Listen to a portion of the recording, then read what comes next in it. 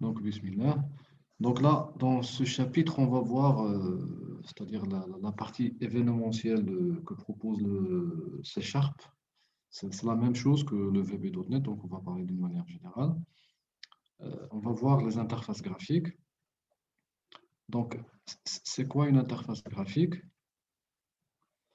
Donc, pour créer un projet, donc on en a déjà parlé. Donc, l'IDE Microsoft Visual Studio propose un certain nombre d'applications, de types d'applications, et chaque application a sa particularité. D'accord? Donc, on a travaillé avec les projets consoles. Les projets consoles sont en fait utilisés pour l'apprentissage, pour tout ce qui les projets où il n'y a pas trop d'interaction avec l'utilisateur, parce qu'on voit que c'est-à-dire les deux moyens pour l'interaction avec l'utilisateur, c'est l'affichage avec le console WriteLine ou bien Write, et la récupération ou bien la lecture de l'écran avec ReadLine ou bien Read. D'accord? Donc, en ce qui concerne donc la partie interface graphique, de même, donc, l'IDE Microsoft Visual Studio permet de développer des applications en interface graphique. Donc, pour le faire, il faut ouvrir un nouveau projet et choisir le type adéquat de votre, c'est-à-dire application. Donc, Windows Forms, formulaire, ça dépend du langage, de la langue avec laquelle l'IDE a été installée. D'accord? Donc, entre autres, le projet que vous allez créer contient, c'est-à-dire pour les fichiers C Sharp, contient trois fichiers. Donc, on trouve la classe principale du projet. C'est toujours, si vous l'avez remarqué, c'est toujours, elle est nommée programme.cs pour C Sharp. D'accord? Il contient la fonction main, la fonction d'entrée, avec une initialisation de notre formulaire. D'accord? Toujours, il y a un formulaire de départ. Et si on veut modifier c'est-à-dire le formulaire qui sera lancé, on a soit dans la partie, c'est-à-dire propriété configuration du projet, sinon à l'intérieur de la fonction main, lors de l'instanciation, on peut spécifier quel formulaire sera chargé. D'accord? Donc il y a le form 1CS, c'est le fichier source qui va gérer, qui va contenir le comportement de la fenêtre. Donc, on va faire tout ce qui est programmation C Sharp, gérant ou bien traitant les interactions. D'accord, on peut mettre ce qu'on veut. D'accord, c'est une classe qui va contenir notre code source. Il y a un fichier designer de design. C'est un fichier source qui va encapsuler l'information sur les composants de la fenêtre. D'accord? Donc, en général, le fichier designer, on ne le touche que très rarement. Il est généré automatiquement. Donc, on y trouve les informations sur les contrôles ajoutés, les propriétés d'Helm, les agrégats, c'est-à-dire les fonctions, les événements. Oui, on va le voir par la suite. D'accord? Donc, pour le fichier, la classe principale, d'accord, on a la fonction, la méthode main. D'accord, on sait bien c'est quoi la méthode main, c'est quoi l'objectif DNA, c'est le point de départ de notre projet. Comme j'ai dit, on y trouve quelques informations de démarrage. On peut faire, c'est-à-dire c'est une fonction, c'est une méthode simple. On peut y mettre ce qu'on veut, mais en général, on la laisse, d'accord, par défaut. Et par Hadak, il va charger le premier formulaire qui a été créé par défaut. Donc, on y trouve aussi la méthode Enable Visual Styles. C'est pour activer les styles, visuel pour l'application. Vous pouvez jeter un coup d'œil, on peut la modifier aussi. Il y a aussi donc une méthode qui permet, c'est-à-dire qui détermine c'est-à-dire l'aspect graphique de notre formule, c'est-à-dire tout ce qui est texte. Il y a la méthode run. En fait, c'est la méthode qui va instancier la classe de démarrage DNA pour l'exécution. Donc, le deuxième fichier qui est forme 1.cs, donc les noms c'est par défaut.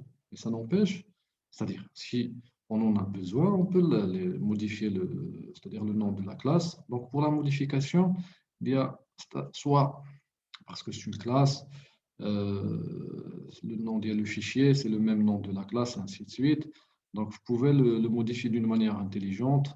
Donc, utilisant le menu Edit, il va faire la modification c'est-à-dire sur l'ensemble du projet. Chaque fois qu'il va trouver le nom de la classe, il va la modifier. D'accord? On va voir la suite. Donc, pour notre formulaire, on a, c'est-à-dire je sais pas, de façon de modifier ou bien d'intervenir sur notre formulaire. Il y a en mode conception, c'est-à-dire le formulaire sera affiché c'est-à-dire de la même façon comme il sera exécuté. Et il y a le mode code, mais c'est la même chose. Donc,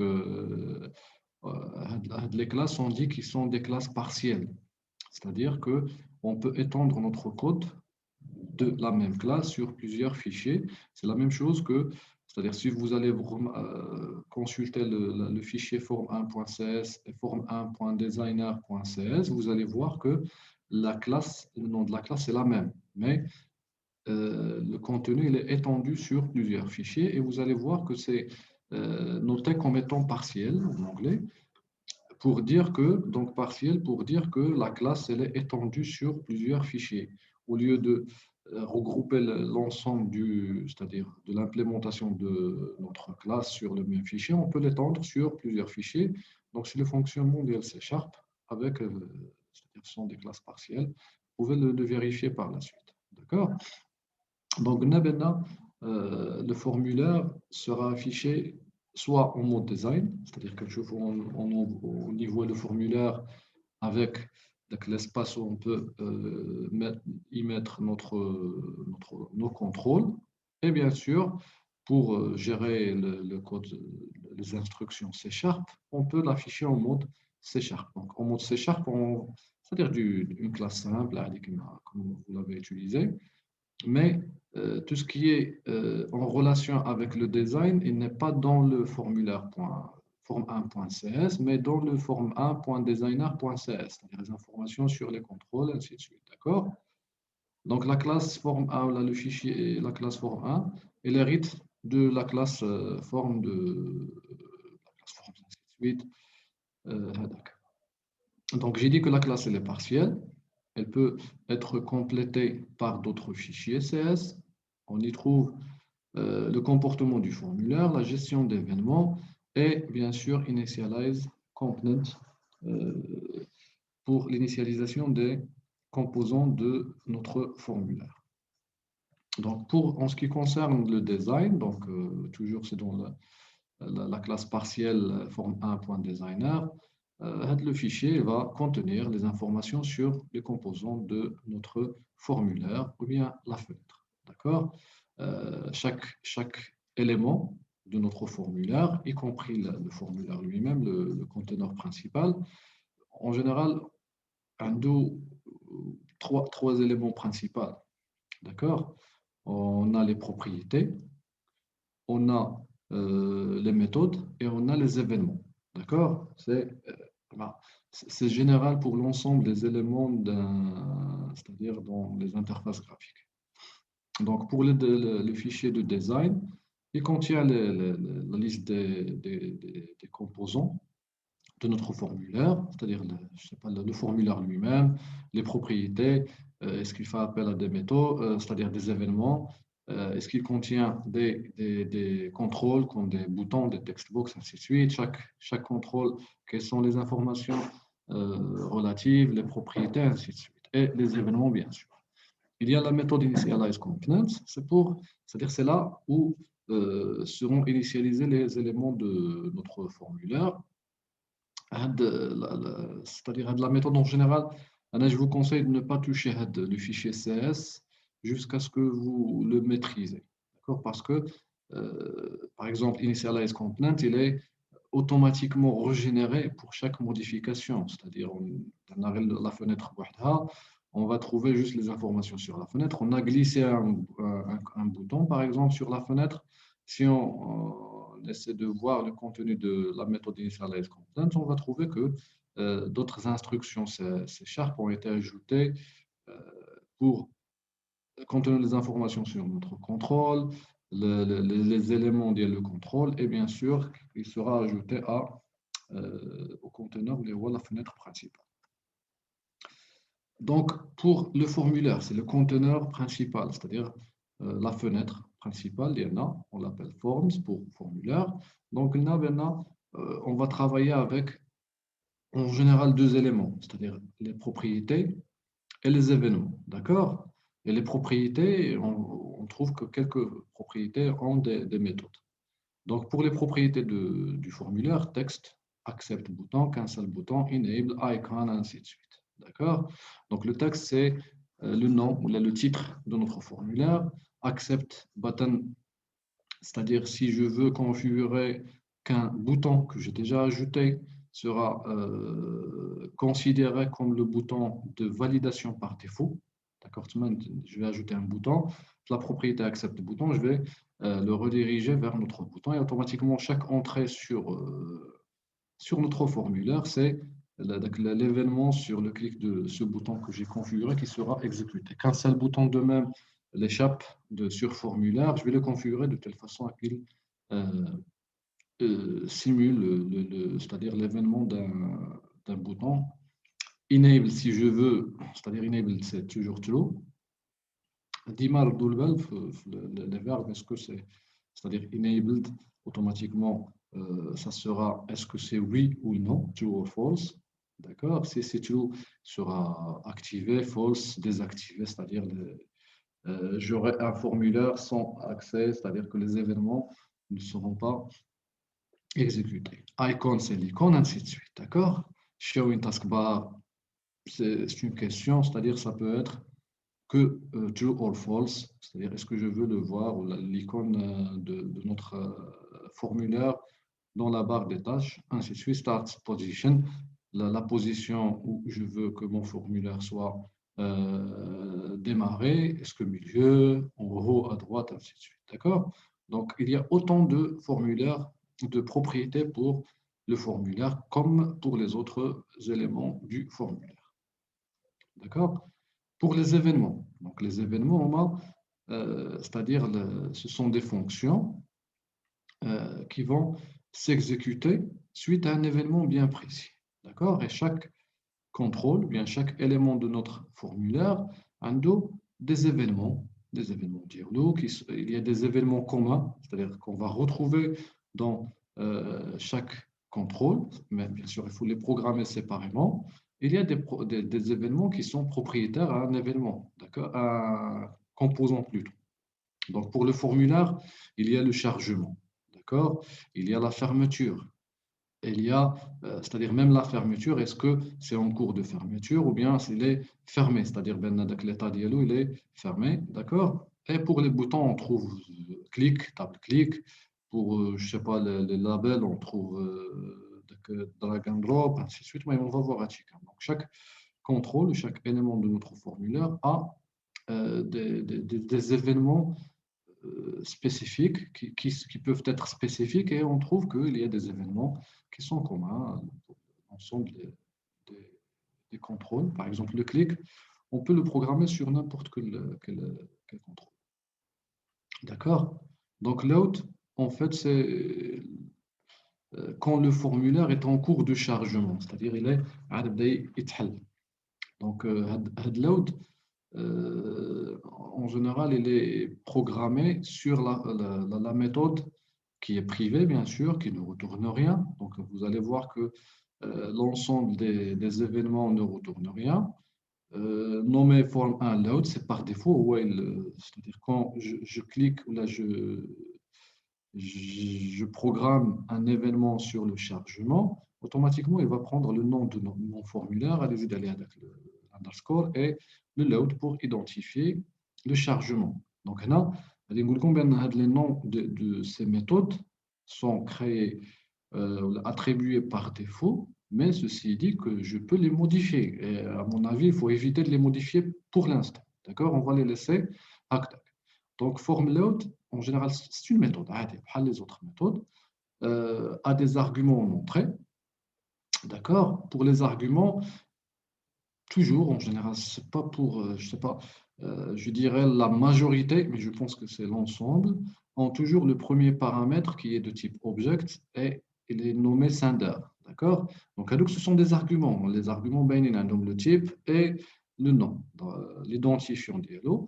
Et le deuxième argument, en général, pour les contrôles, les composants d'un formulaire, euh, c'est-à-dire après le sender roi, celui qui a envoyé, qui a déclenché l'événement. D'accord?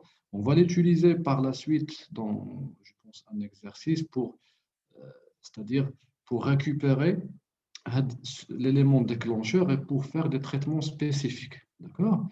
Le deuxième argument, c'est de type event arcs. C'est une énumération, d'accord, fait le cadre. Donc, en général, on ouvre on déclenche l'événement, c'est-à-dire la programmation, on programme l'événement, où je jette un coup d'œil sur les paramètres et je mets le curseur sur le hadak où je vois est-ce que le type dialogue énumération ou autre chose. Je peux voir les éléments dialogue avec un point dans le corps de la méthode pour voir qu'est-ce que ça me propose. Là, je le dis parce que automatiquement, je ne suis pas censé connaître l'ensemble des arguments du LHADA plutôt que de comprendre ou là, de savoir en avance comment je dois traiter les événements. D'accord? Par exemple, les zones de texte, je peux demander à ce que une zone de saisie, je dois vérifier si le caractère saisi, si c'est A par exemple, juste un exemple, si j'ai saisi le A, je ne dois pas le laisser s'afficher. D'accord? Donc, là, comment je vais faire? Automatiquement, l'événement relatif pour la zone de texte, je vais voir quel argument va me permettre de récupérer le caractère saisi.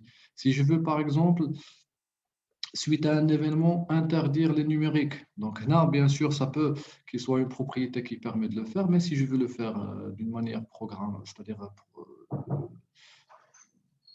par programmation, je peux le faire avec mon événement, le deuxième argument. D'accord?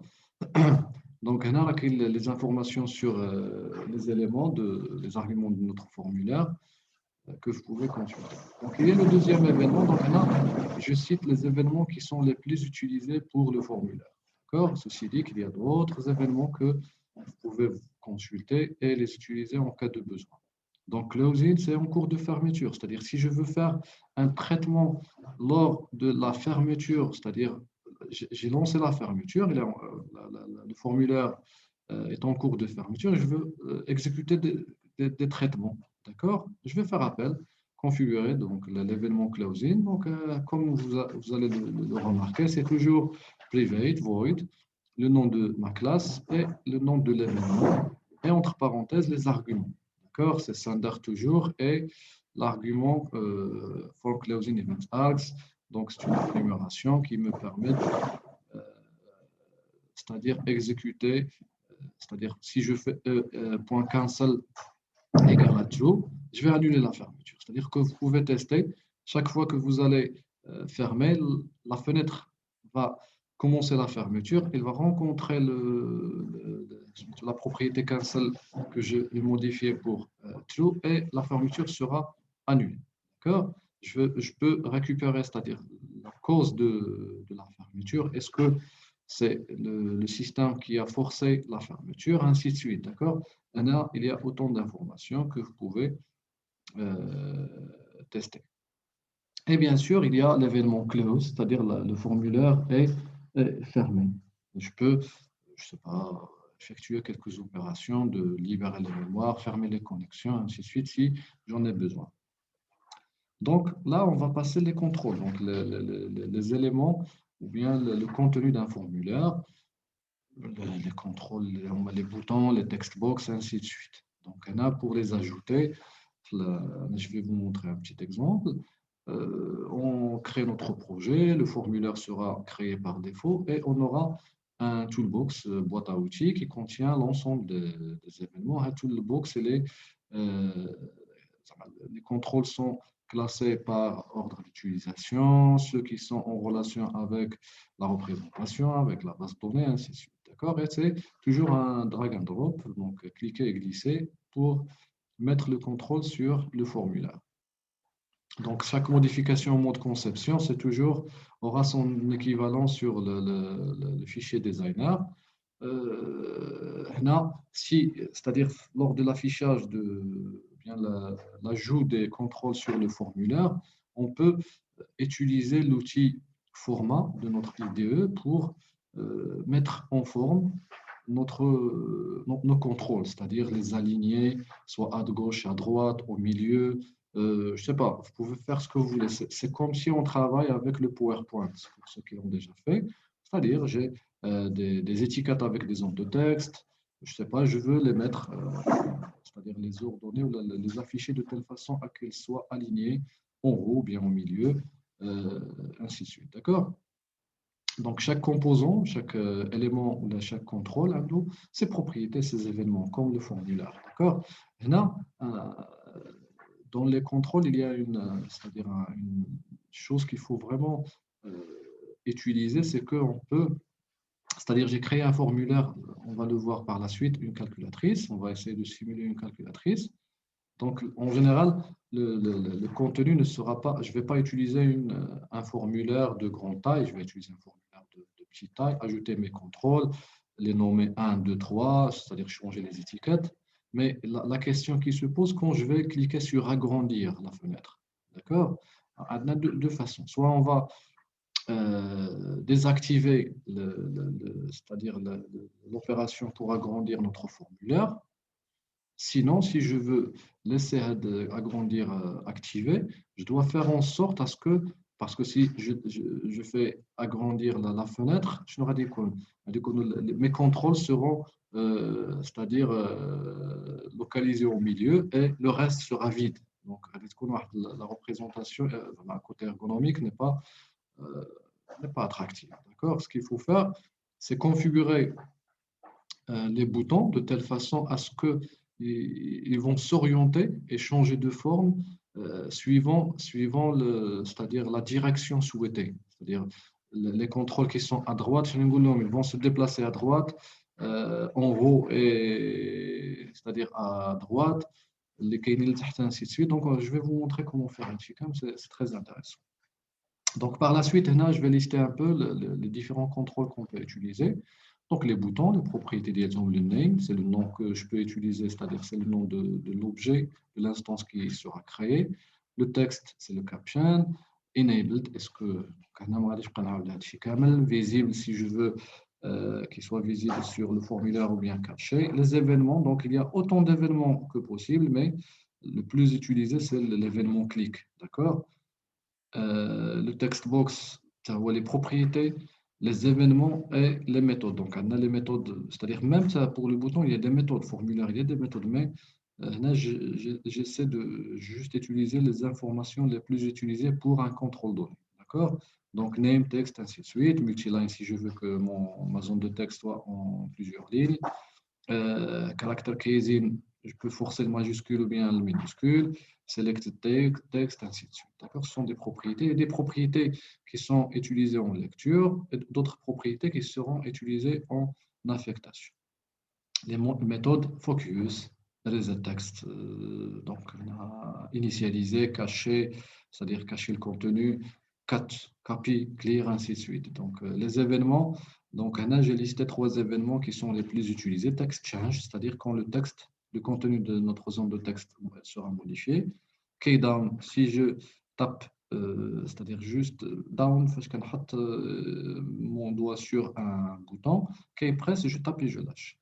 D'accord? Donc là, on va voir, c'est-à-dire on va voir comment on va utiliser les 3 différents événements pour la zone de texte. Combo box, c'est la liste déroulante. Data source, si je veux récupérer les informations à remplir mon combo box à partir d'une data source. Ça peut être une base de données, ça peut être un dataset que j'ai créé localement, ainsi de suite. Donc, il y a la propriété items qui est la plus utilisée pour le combo box. Elle est indexée c'est-à-dire en entier. Quand je dis indexé en entier, c'est-à-dire on peut y accéder, c'est-à-dire en format écriture tableau avec l'index est un entier. Quand je dis que c'est indexé en chaîne de caractères, c'est-à-dire que je peux utiliser comme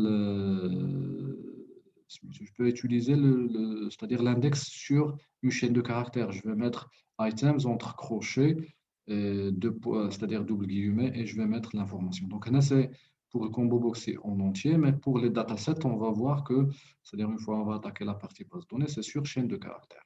Donc, sorted true ou false, automatiquement, est-ce que je vais le trier ou pas? Selected index, quel index a été sélectionné?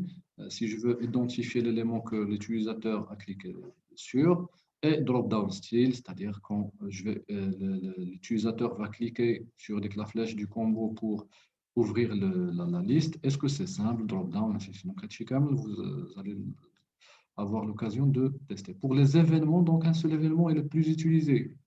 Je le répète, il y a d'autres événements, mais le plus utilisé, c'est Selected Index Changes, c'est-à-dire quand l'utilisateur choisit un différent élément de notre combo. Remarquez bien, le premier attribut, c'est Sender, deuxième, c'est Event Arcs. Listbox, c'est la même chose avec quelques modifications, d'accord? De même, l'événement, c'est le même pour les listbox. Donc, message box, c'est avec le pop-up, le message qui s'affiche pour c'est-à-dire afficher une information, soit, je ne sais pas, demander à l'utilisateur de valider son action ou autre chose. D'accord? Donc, il n'y a pas de contrôle dédié pour message box, c'est-à-dire que je ne peux pas utiliser un contrôle et le glisser sur mon formulaire, plutôt je dois le programmer. Donc, pour le programmer, on doit utiliser la méthode qui s'appelle show, la signature d'ILTI, donc c'est statique, statique. Le résultat ou la valeur retournée, c'est dialog result. Dialog result, c'est une énumération qui permet de voir quelle action qu'a choisi l'utilisateur. Est-ce qu'il a choisi le OK ou le yes ou le cancel, je ne sais pas. D'accord? Donc, on va voir un chicane. Et la méthode show, c'est pour afficher notre message box. Donc, show, il est, c'est-à-dire surchargé. Donc, on a besoin des écritures. Dès le show, ouvrez la parenthèse, vous allez voir les différentes écritures que peut utiliser la méthode show. Donc, c'est toujours donc, un seul paramètre obligatoire. Donc, quand on trouve des crochets sur la signature, c'est-à-dire que tout ce qui suit le crochet, c'est facultatif. D'accord? Je peux utiliser .show juste sur une chaîne de caractères et le contenu. D'accord? Donc, string caption, c'est l'étiquette. Message box buttons, c'est une collection. Quels sont les boutons? Est-ce que c'est, je sais pas, OK, OK, no, true, false, d'accord? Et message box icon, c'est l'icône à utiliser, soit c'est-à-dire c'est un message box informatif, ou bien une erreur, ou bien autre chose, d'accord? هادو كاملين هاد message box icon, message box buttons, هذا buttons c'est un bouton, d'accord? On va utiliser button, point. Message box icon, c'est-à-dire c'est de type icon. Donc, texte, le message à afficher, caption, button, c'est une énumération fait OK, OK cancel, c'est-à-dire OK, juste un bouton fait OK. OK cancel, je vais avoir deux boutons OK et cancel. Abort, retry, ignore, je vais avoir trois boutons, d'accord? Et ainsi de suite. Et bien sûr, cette action de l'utilisateur, je vais la récupérer dans Dialog Result. D'accord? C'est Dialog Result qui va me permettre de voir quelle action a été utilisée par, c'est-à-dire effectuée par l'utilisateur. Et icon, c'est une énumération, error, hand, stop, question, ainsi de suite. D'accord? Et dialogue result, la sortie, c'est une énumération non, c'est-à-dire je ne veux pas récupérer ou identifier l'action de l'utilisateur. OK, pour tester, est-ce que l'utilisateur a testé OK, si cancel, ainsi de suite. D'accord? J'espère que c'est clair. Vous allez maintenant le voir dans la partie pratique. Donc, on va commencer par un premier exercice. C'est de créer une application pour simuler une calculatrice permettant les opérations plus, moins, multiplication et division. Donc, calculatrice BNA, on a une zone de texte. Zone de texte, à mon avis, mettez-la premièrement, c'est-à-dire disabled, enable égale à false. pour ne pas permettre la saisie, mais plutôt utiliser les boutons. D'accord? Et on a tout ce qui est le numérique, donc c'est-à-dire les valeurs de 0 jusqu'à 9. Et bien sûr, 4 boutons pour les opérations d'IANA et un cinquième bouton pour l'exécution, c'est-à-dire l'égal.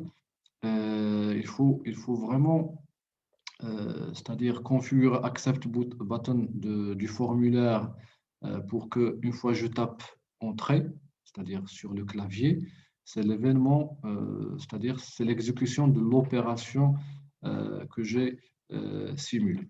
D'accord? J'espère que c'est clair. Donc, je vais interrompre. Donc, là, je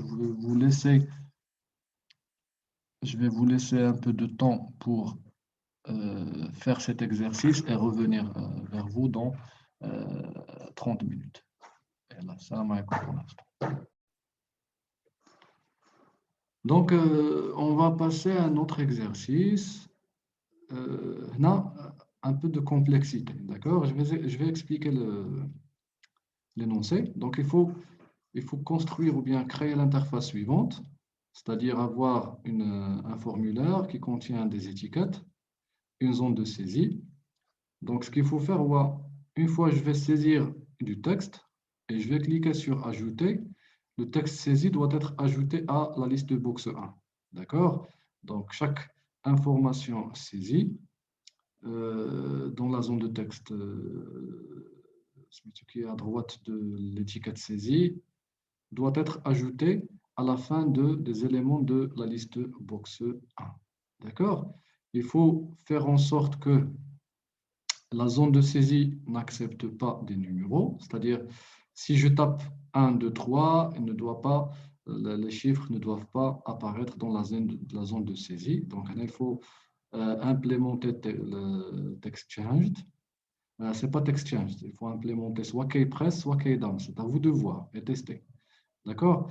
Utilisez la propriété handled, soit true, soit false. Donc, essayez de tester pour voir laquelle on va utiliser. Donc, ce qu'il faut faire, c'est que je vais capturer ou bien récupérer ce qui a été saisi dans utilisant le deuxième paramètre de l'événement programmé.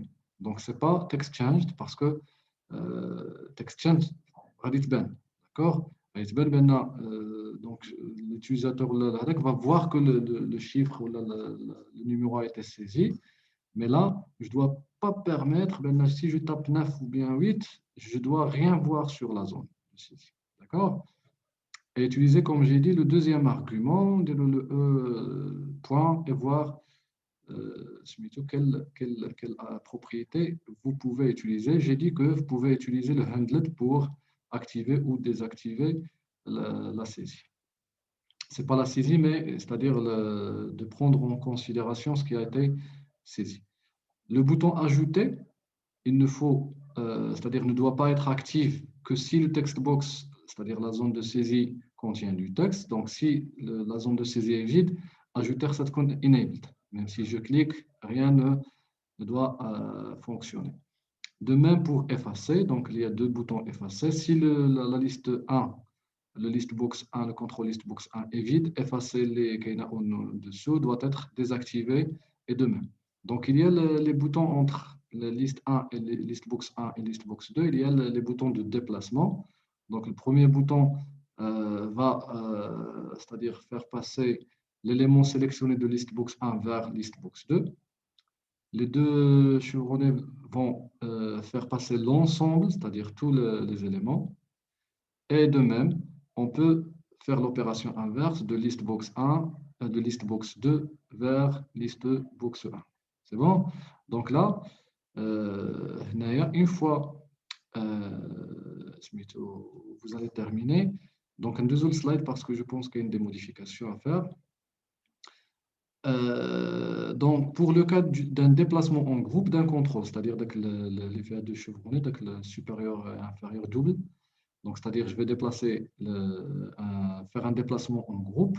Avant de permettre le déplacement, il faut afficher un message box, le pop-up, fait le texte suivant. Est-ce que vous voulez ajouter les éléments? Et bien sûr, avec OK et cancel. D'accord? Si OK, l'envoi, le déplacement va être exécuté. Donc, quand j'ai dit déplacement, c'est-à-dire que soit déplacement simple, ce qui a été sélectionné dans listbox 1, si je le déplace vers listbox 2, il faut l'éliminer de listbox 1 et l'ajouter à listbox 2.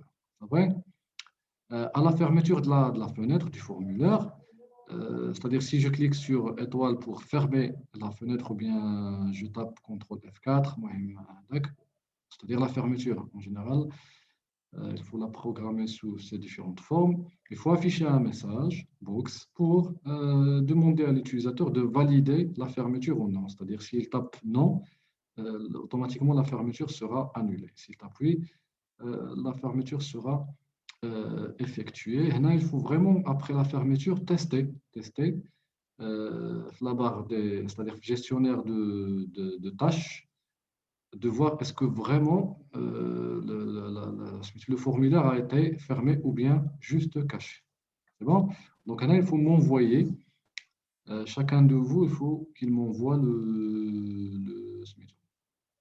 qu'il m'envoie l'exécutable, juste l'exécutable. Je ne veux pas le code source, je veux juste l'exécutable. Certainement, vous allez rencontrer un problème lors de l'envoi parce que les exécutables ne sont pas autorisés par Gmail et d'autres. Débrouillez-vous pour m'envoyer votre exécutable. Je veux rien que l'exécutable, je veux pas de code source. C'est bon? Donc, on va continuer avec d'autres contrôles. Les cases à cocher. Donc, il y a les checkbox, cases à cocher, il y a les radio-boutons. Donc, les radio-boutons, en général, sont utilisés pour c'est-à-dire des cases à cocher regroupées. C'est-à-dire que si j'ai 3 radio-boutons, automatiquement, il faut faire en sorte qu'un des 3 soit coché à la fois. D'accord? Donc, les propriétés événements. D'accord? Donc, il y a checked, enabled, visible, c'est la même chose. Et l'événement le plus utilisé avec ces deux types de contrôle, c'est checked changed, c'est-à-dire si on change l'état de la case à cocher sera modifié. D'accord? Donc, pour les radio-boutons, on peut utiliser les groupbox pour y mettre les radio-boutons ou les checkbox surtout pour les radio-boutons pour qu'ils soient considérés comme étant un groupe de radio-boutons et cocher, le système va gérer lui-même le fait de ne permettre qu'un seul radio-bouton qui soit coché. D'accord? Pour la souris plutôt, donc la souris, il y a des événements qui sont liés. Donc mouse enter, quand la souris entre dans un domaine de contrôle, mouse leave, c'est l'inverse, mouse move, mouse down, mouse attack, on peut programmer les événements liés à la souris. Donc, les menus strip, ce sont donc un contrôle qui permet d'ajouter des menus à votre formulaire, ainsi de suite. Donc, c'est à vous de. Donc, on ajoute les menus, ce menu, ainsi de suite. On peut créer une hiérarchie de menus. Ce n'est pas quelque chose de magique, c'est très facile à utiliser. Donc là, on va terminer avec un exercice. L'exercice consiste en la création d'une application qui permet de gérer les notes des étudiants. Donc là, on ne va pas utiliser l'accès à la base de données, plutôt on va juste, c'est-à-dire utiliser un enregistrement local sans passer par une base de données. Donc, on a fait les fonctionnalités de l'exercice d'IRCOM, afficher les CNA, ainsi de suite, les notes moyennes, calculer les moyennes, affecter une mention pour un étudiant, modifier, supprimer, ajouter, d'accord? Et pour la classe étudiant, elle doit être à l'indexation, d'accord? Donc, indexé en entier en CNE, laissez le deuxième point, parce qu'on a sauté la partie PO, d'accord? Laissez le deuxième point jusqu'à ce qu'on fait la partie. Utiliser les menus, bien sûr, un seul menu, fait fichier, et après on va juste quitter pour fermer la fenêtre. Vous pouvez ajouter d'autres menus si vous voulez. Il faut donner la possibilité d'utiliser le clavier pour se déplacer entre les contrôles, c'est-à-dire utilisant la tabulation, on peut se déplacer entre les contrôles utilisant la propriété tab-index. Tab-index, chaque contrôle d'un formulaire a une propriété tab-index et ça reçoit des valeurs numériques. Où tab-index, la valeur, c'est l'index bien l'indice, c'est l'index plutôt, l'index du contrôle dans le formulaire. C'est-à-dire 1, c'est le premier qui va être sélectionné. Si je tape tabulation sur le clavier, automatiquement, la main, le focus va être sur le contrôle dont l'index est supérieur. Ça peut être 2, ça peut être 3 si je n'ai pas utilisé 2. D'accord? Et possibilité de valider avec le clavier, c'est-à-dire un bouton enregistrer ou bien ajouter ou là qui soit configuré comme étant accept button de notre formulaire. J'espère que c'est clair. Est-ce qu'il y a des questions?